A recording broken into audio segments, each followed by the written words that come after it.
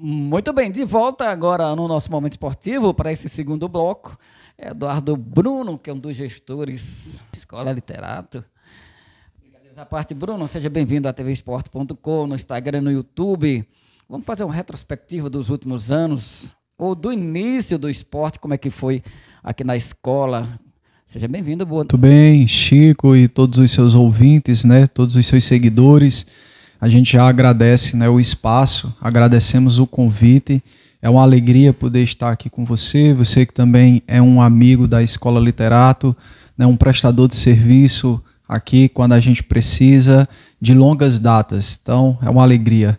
E já respondendo a sua pergunta, né, agradecendo aí a participação de todo o público que nos acompanha e já pedindo, né, que você possa aí também compartilhar, curtir, né, enviar esse vídeo para o máximo de pessoas possível. A Escola Literato sempre foi uma entusiasta na questão do esporte. Primeiro porque eu, enquanto, né, criança, sempre tive o esporte também inserido na minha vida das maneiras mais diversas. E enquanto profissional, né, a gente, quando vai fazer a nossa licenciatura, a gente sempre anda um pouco sobre todas as áreas. E a gente sempre percebeu o quanto que o esporte ele era fundamental dentro do processo educacional. Então, quando a gente fala de pedagogia em si, o esporte está associado também ao processo de aprendizagem das crianças. É tanto que o esporte trabalhado do ponto de vista pedagógico dentro de uma escola, né, o esporte escolar, ele é diferente do esporte profissional, ele é diferente do esporte voltado para a formação de atletas. Apesar que conversam e sentam-se à mesma mesa, mas existe uma diferença na aplicabilidade. Então, a escola, né, surge lá em 2015 e as nossas primeiras turmas são em 2016 e desde lá a gente já tinha o incentivo para poder montarmos as nossas equipes. Tradicionalmente, começamos ali com o futsal, né, que é o carro-chefe da maioria das escolas e a maioria dos esportes, mas me lembro que da mesma época, até campeão de natação, a gente foi na época com um aluno chamado Yuri Cadete. Tá vendo? Memória boa. Foi bem conhecido ainda hoje, né? Exatamente. Isso, Natália também, né, que hoje é profissional de educação física da nossa escola também. Natália Candice, né, também foi campeã de natação na época. E nós chegamos a ganhar, inclusive, medalha no Pernambucano. Né? Levamos e ganhamos medalha no Pernambucano.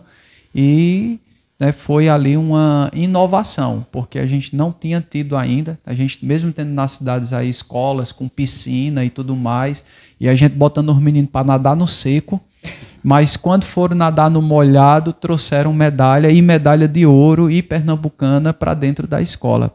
E eu agradeço, claro, não poderia fazer esse registro, que toda boa ideia, para ela poder ter fruto, precisa dos entusiastas, né?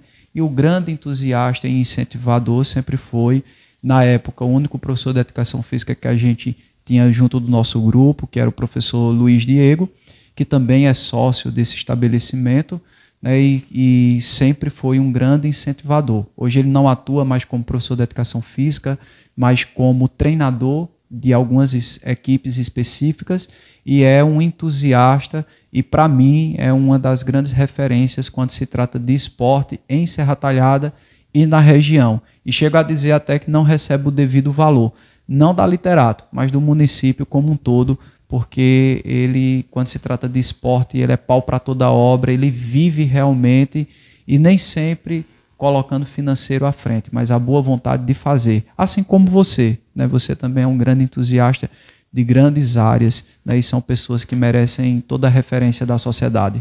Nós falávamos do futsal com o professor Diego e você vai falar sobre o judô, né? O judô, o próprio vôlei, quantas modalidades existem dentro da Escola Literato? A Escola Literato a gente sempre gosta de flertar com o máximo de modalidades possível. Por quê? Porque dentro da própria educação, né, nós aprendemos algo chamado de competências e habilidades. E as competências e habilidades elas são diversas e são diferentes. Né? Então, a gente tem diversas habilidades e diversas competências. Às vezes as minhas competências não conversam com as minhas habilidades. Mas a escola responsável ela deve assumir né, o compromisso de desenvolver o máximo de competências e habilidades possível. Então, na escola aqui nós já tivemos e temos ainda o incentivo ao atletismo, ao futsal, ao handebol, ao judô, ao handebol masculino e feminino, né, até quebrando um certo preconceito, porque quando a gente começou a trabalhar, os meninos não queriam jogar handebol porque tinham a ideia de que era um esporte feminino, ao futebol, futebol de campo, futsal, já tivemos equipes femininas também, promovemos, né, isso nas nossas competições internas, temos, né, sempre o incentivo à natação e todos esses esportes, o vôlei, né, como o Diego disse, o vôlei está engateando, nós já temos aqui algumas equipes, já temos alguns alunos que praticam o vôlei fora da escola, né, praticam aí no Serra Vôlei, praticam no SUV, né, que são parceiros nossos, né, inclusive a Escola Literato estará aí participando como patrocinador de um campeonato de vôlei que vai ter agora em janeiro. Nós gostamos de incentivar, independente de ser algo da escola ou fora da escola, e temos todas essas diversas. O vôlei está engateando, mas ano que vem está nos nossos planos trazer, além do trabalho que o professor Diego já faz, já realiza, mas trazer um treinador específico, né, para o vôlei. Hoje a gente tem um treinador específico para o futebol e o futsal, que é o professor Diego. Hoje nós temos uma treinadora específica para o handebol, que é a professora Natália.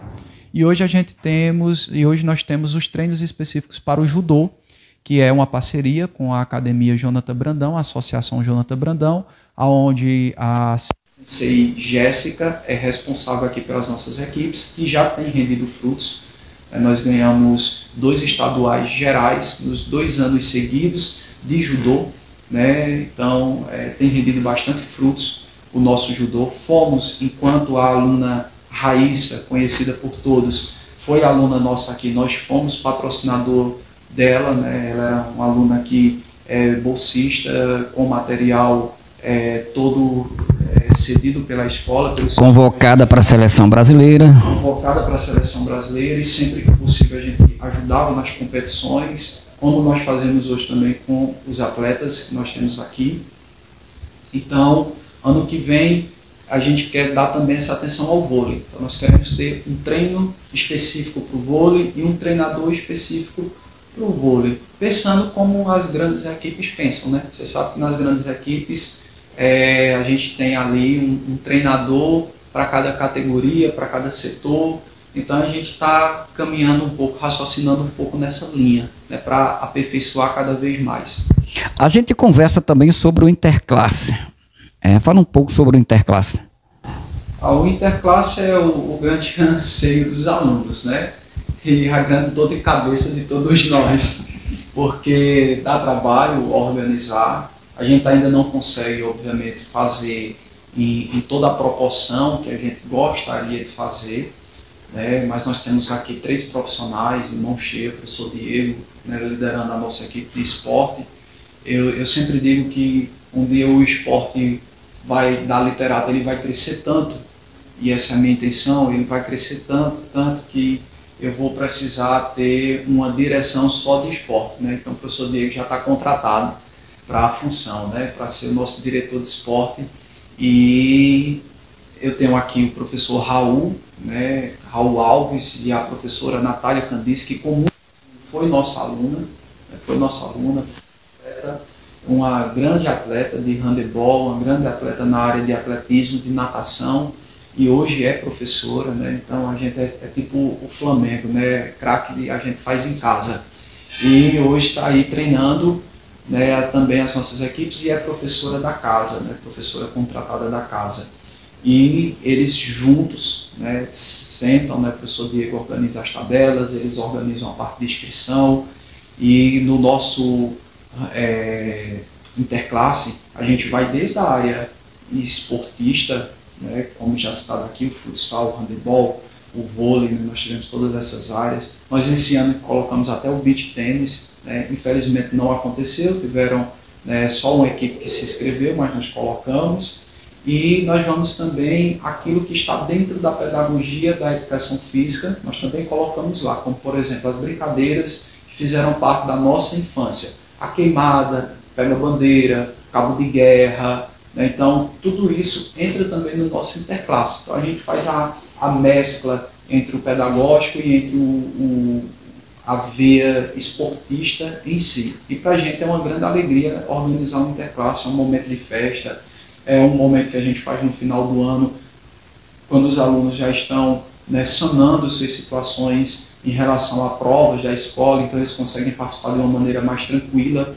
Tem 2 anos que a gente faz nesse formato, e a gente tem percebido que os alunos têm participado mais e têm participado melhor, porque já não estão mais preocupados, né, com prova, não estão mais preocupados com recuperação, e a gente consegue ter bom êxito e boa participação. Então, o interclasse para a gente é uma alegria e uma vitrine. Tá certo, Eduardo Bruno, obrigado pela sua participação aqui com a gente, no YouTube, também no Instagram, tvesportes.com. E antes de terminar, né, eu queria só ressaltar um pouquinho sobre aquilo que Diego, né, destacou aqui, e que a gente já teve a oportunidade de conversar. Né, para os gestores municipais, Secretaria de Educação, Cultura, Esporte, Lazer, Prefeitura, Câmara de Vereadores e também para empresas privadas de uma maneira geral, que a gente possa, né, unir forças para que a gente possa valorizar o esporte de Serra Talhada. Veja, eu tenho aqui ao longo uma faixa de uns 4 alunos que hoje foram buscar carreira profissionais em times de futebol. Eu tenho um menino que foi para o Ceará, eu tenho um menino que está lá no Santa Cruz, eu tenho um menino que passou pelo Retrô. Então, nessa história são de 4 a 5 alunos, né, que passaram pela escola e que foram lá. Mas a gente não quer fazer isso sozinho, né? E a gente nem precisa fazer isso sozinho. Então a gente tem muito talento desperdiçado nessa cidade e na região. Então vamos unir forças, né? Eu, enquanto representante da Literato, a gente está aqui dizendo para quem quiser sentar à mesa e conversar conosco e detalhar um projeto para o município, o que é que a gente pode fazer para a gente poder melhorar a busca e o caminho. É impressionante Serra Talhada ter quase 500 mil pessoas que passam por aqui todos os meses. Serra Talhada ter crescido, né? Eu vi agora um dado, né, que Serra Talhada está fechando o ano aí, batendo recorde na questão de geração de emprego, de trabalho, e a gente não ter aqui constantemente um campeonato forte, a gente não ter olheiros de futebol, a gente não ter olheiros de vôlei, a gente não ter ninguém passando pela cidade, a gente não ter ninguém fazendo contato, a gente não ter mais um time que representa a cidade. Né? Então, isso na verdade, me desculpem a expressão, mas isso é uma vergonha para o município. Isso é um estado de falência, quando se trata de esporte, na qual